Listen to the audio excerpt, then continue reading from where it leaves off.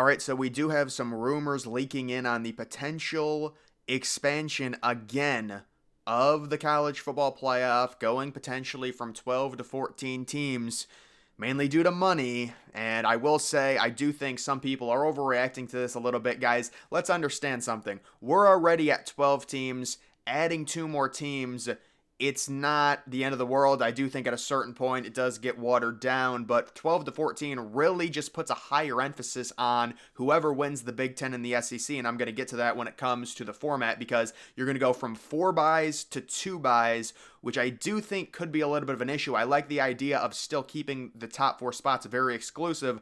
Like I said in my a previous video I did on this subject about a week and a half ago, there are fatal flaws with the current format we have to where you're valuing all of the conferences equally in terms of giving teams auto bids, or excuse me, in giving conferences auto bids along with a bye in the first round. So you're going to have like a Big 12 team get a top 4 spot over an SEC team that could only have one loss if they don't win their conference championship. There's an issue with that, but when it comes to the 14-team playoff, they might still do auto bids. It's looking like this is very surprising. 3 auto qualifiers from the Big Ten and the SEC. So the Big Ten and the SEC guaranteed will have 3 teams in minimum, 2 auto qualifiers, each from the Big 12 and the ACC. In a 14-team format, that could be a little dicey. I think the ACC could fill 2 spots in a 14-team format relatively easily. The Big 12, probably, but there could be a year where the Big 12 is really down, and you're talking about maybe like the 19th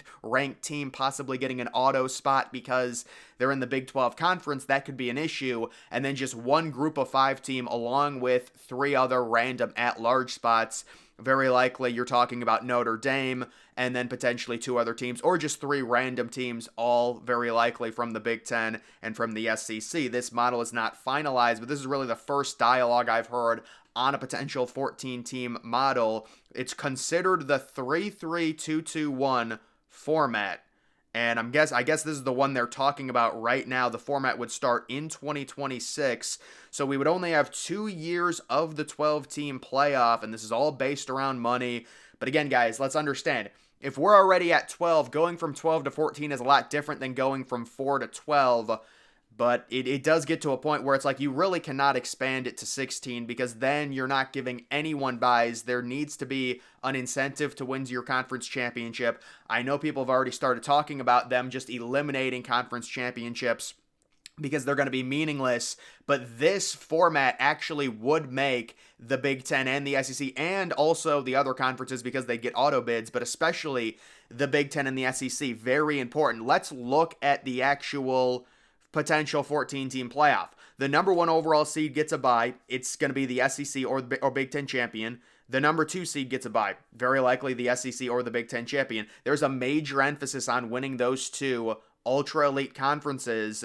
And then you're looking at, the 3 seed being seeded down with the 2 seed. And then, I'm guessing they're going to try and split up the Big Ten and the SEC teams. But, at a certain point, people have already talked about, yes, there are going to be rematches. That's just the reality of it when it comes to the format model they're working with now, especially with them eliminating divisions when it comes to the conference championship game. But overall, this is the one model that I've seen actually get talked about. In this 14-team model, there would presumably be 2 first-round byes. The additional playoff games in the bracket would be played at the home field of the higher seed based on the current format, the current 12-team format. The 4 highest-ranked conference championships earn a bye, while 5 through 8 host 9 through 12, and then the quarterfinals and semifinals are at bowl sites. More auto bids could increase the value of the regular season as teams jockey to position themselves in the conference standings. So they're understanding that the regular season, obviously with more teams making the playoff, is going to be less meaningful. So they're trying to argue we have to make it to where there's a certain number of auto bids just because we need these games to matter during the regular season. The product will definitely during the regular season get watered down. But what I'll say on this, I've heard a lot of people say, no, why did we leave the 4-team format? We need to go back. You have to understand the state at which college football has been in the past 3 or 4 years with this new culture of kids just opting out of these games. They don't care. If they're not playing for a national title, they're not going to play in a lot of these New Year's Six games. The state of college football was in such a catastrophically bad place. You've got Georgia versus FSU 63-3. That's supposedly supposed to be one of the most meaningful games in college football. It's a New Year's Six game. The game's meaningless. It doesn't matter. It's a joke. And the reason is because kids don't view the New Year's Six games outside of the playoff as meaningful. So you have to make those games meaningful. And whether it's 12 teams, 14, whatever, those games have to matter. That's the whole point. And maybe they're saying, look, if we cake in a bunch of auto qualifiers, a 3-3-2-2-1 format, or whatever you want to say it, and just have 3 at-large spots, that's going to incentivize teams and really make these games meaningful in the regular season. And again, I would say, the Big Ten and the SEC very likely will both get at least 4 teams in with this format. One conference could potentially get 5 teams in just because it's going to possibly go to 14 teams. And you're looking at the Big Ten and the SEC really controlling things. And FSU, this has been predicted. This is out there.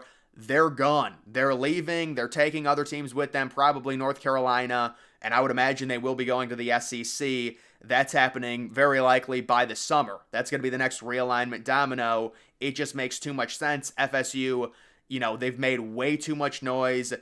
Them and the ACC right now entrenched in a legal battle that is not going to end pretty one way or another. And FSU realizes they have to dig their feet in and say, we got to get out of here ASAP and try and do it and mitigate the exit fee. But either way, when it comes to this model, this article later says, however, the high number of auto qualifiers, whether 2, 3, or 4, may remove some of the incentive to hold conference championship games. Conference standings are expected to determine auto qualifiers with conference title games for now included in that formula. But you would also expect the top 2 teams to be the conference champion winner from both the Big Ten and the SEC. So it would at least hold some value. In the other conferences, you could argue, for example, let's say a team like Florida State has 1 loss, and this is not a good example because Florida State's, again, very likely leaving the ACC. Let's just say, for example, in the Big 12, Utah goes into the title game with just 1 loss, and they're facing a 4-loss team. And they already know no matter what they're going to be in, but they also know they have a 0% chance of getting a bye even if they win. Yes, you could argue that a game like that would be meaningless. And a lot of these, conference championship games are going to be a little bit less meaningful than they were just because it's expanding. You're widening that margin for error for all of these teams. That's just the reality of the situation. This was an inevitability that had to be done to correct all the crap with the New Year's Six games being terrible. Those are supposed to be the most meaningful games, and you've got multiple players sitting out, and you've got the terrible Ohio State-Missouri game. You've got the terrible FSU-Georgia game. It's like a practice scrimmage with half the stands empty. How about Liberty and Oregon? And people are already complaining about a group of 5 team getting one of the, an auto qualifier spot in the 12-team playoff. I like it personally. I do. Obviously, it's not necessarily fair because there's going to be a team very likely that, let's say Liberty's ranked 19th, but they're undefeated. Yeah, they're going to jump all the way up to number 12. It is what it is. You want to make the sport. You want to include everyone. I get it. I understand what they're doing. But very likely what's going to happen, whatever the 5 seed is, it's just going to be an annihilation. Whoever ends up being the 5 seed facing the 12 seed, kind of similar to what happened with Oregon and Liberty. That's not to say a group of 5 team can't give a Power 5 team a run for their money, but more times than not, we know what's going to happen. But it might not even be worth really talking about that hypothetical because that format could only last 2 years. And then they go to the 14-team format. And then do they expand after that if the money's good? I mean, this is something we're also looking at with college basketball where they're talking about expanding the tournament as well. I mean, it's a money-driven, money-obsessed situation, and it just depends on how good the 12-team revenue ends up being. They will very likely expand it, I'm sure, if it's good enough and if they can agree on a format. But it is interesting that they're talking about including actually more auto qualifiers to try and make the regular season meaningful, even with possibly 14 teams in the playoff, going with a 3-3-2-2-1 format. But that format, it's important to note, what happens if the ACC loses teams? My guess, actually, this will just be my prediction. the ACC is still going to be a thing. This is not a Pac-12 situation. They already added teams. They already added SMU and Cal and Stanford. I think they're trying to mitigate the losses they're going to have, but if they lose 4 of their top teams, does the ACC go from getting 2 auto qualifier spots to 1? Do you look at a format like that and then you say it's a 3-3, the Big 12 still gets 2, 1-1, and then 4 at-large spots? If the ACC loses Clemson, FSU, Miami, they're going to go down to 1 spot. Maybe even, well, I don't think they'd go under that, but they're going to go down to 1 spot very likely if that's what ends up happening, because I don't think the ACC is going to not exist. It's not going to have to be a Pac-12 situation, but the conference will inevitably be significantly watered down. And then they're going to have to poach teams like a San Diego State, like teams from the American. And the American Conference has already been poached as it is. So they're taking the leftovers of the American.